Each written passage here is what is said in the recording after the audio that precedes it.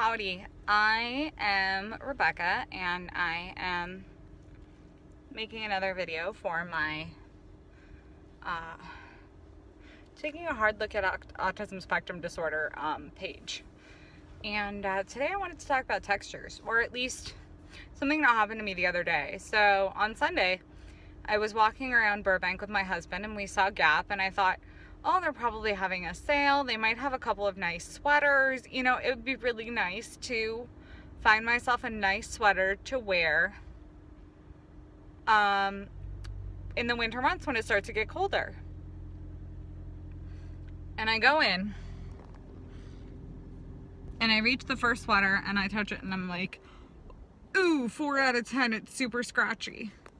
And so I'm walking through the entirety of Gap and I'm, feeling the textures of the sweaters to see if there's anything that I would be at all inclined to wear, because of the fact that I cannot find a sweater that well, that's not it.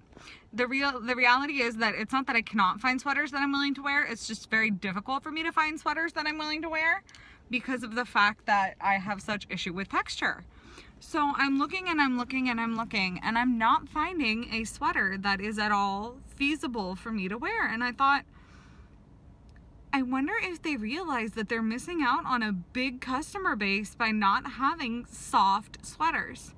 They have soft sweaters, but they're not soft. They're mildly soft. They're soft, but they're not aspy soft. Which I know sounds ridiculous, but I have a very big sensitivity to texture. So what may be soft to one person obviously is not soft to other people. And one of my biggest issues is clothing. The tags on clothing, the fabrics of clothing.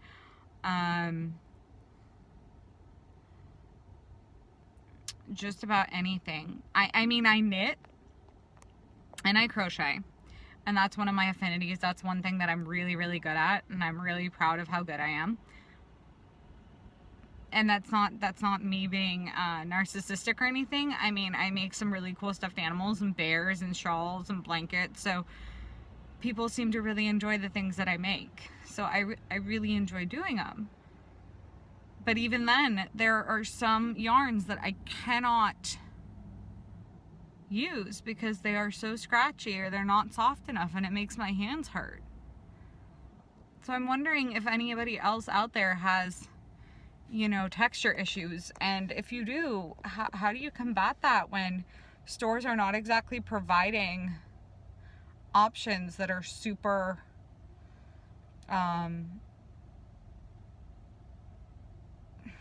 super conducive to working for people with autism or people who have texture issues.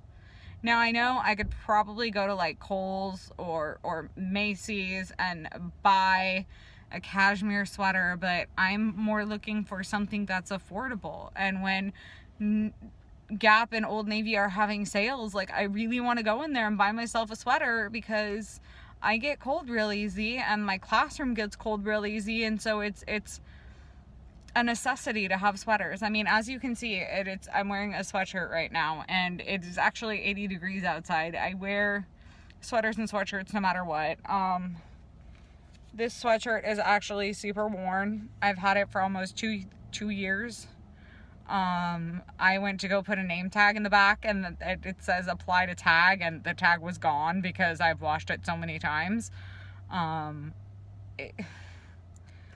I mean, I have to go out and find something that I really like and then buy like 10 of them, because it's very hard for me to find textures that I like. And I find that this is true with a lot of people with autism and people who have texture issues, like issues or sensory issues.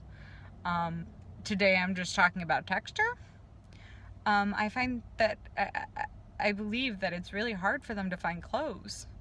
I mean, even pants, like some denims are just too rough. Or sometimes having a super tight waist is just uncomfortable. Or sometimes having it as hipsters instead of, you know, all the way around your waist is super uncomfortable.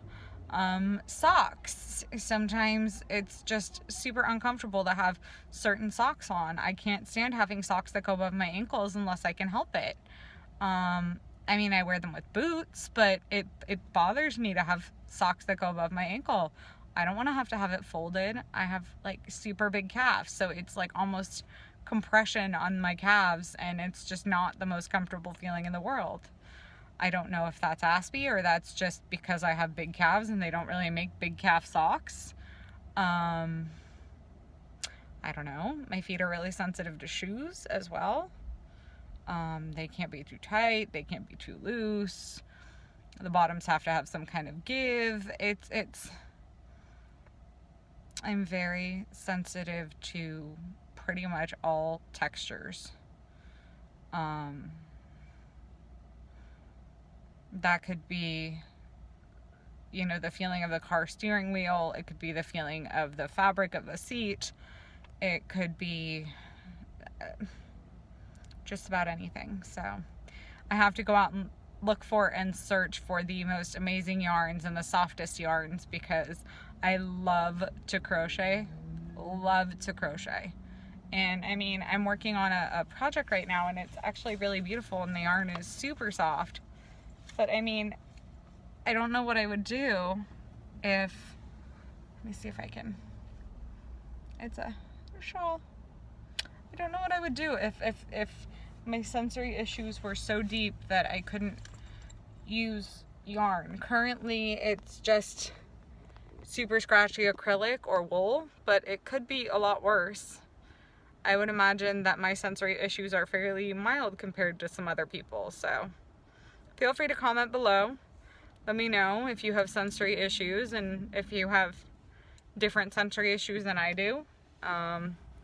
I will probably make a video about sound and taste.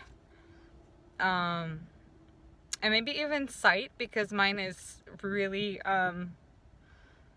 strong sometimes, and also smell. So the 5 senses, I'll make different videos on each of the 5 senses, and we'll see you all later. Bye.